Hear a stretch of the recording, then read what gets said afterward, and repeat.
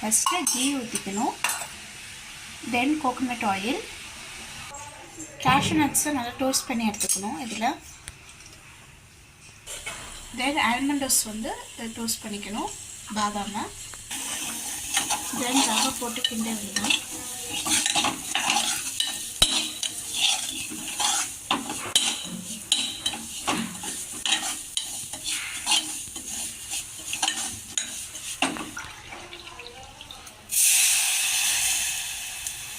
Water போட்டுக்கணும்.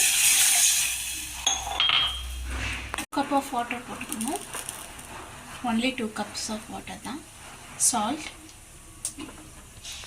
ஏலக்காய் பொடி போட்டுக்கணும். ஏலக்காய் பொடியாகவும் போடலாம், இல்லைன்னா ஏலக்காய் அப்படியே இடித்து கூட போடலாம். கலர் போடலாம், என்ன கலர் இருந்தாலும் போடலாம், ஃபுட் கலர்.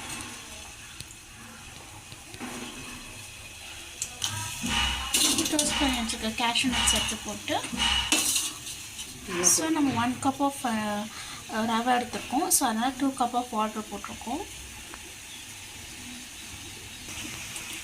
கொதி வரணும் லைட்டாக. அதில் அப்படியே ரவை போடுறது தான்.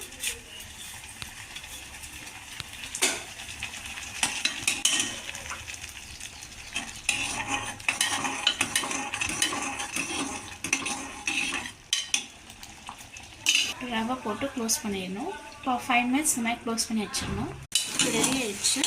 இதுக்கப்புறம் சுகர் போடணும்.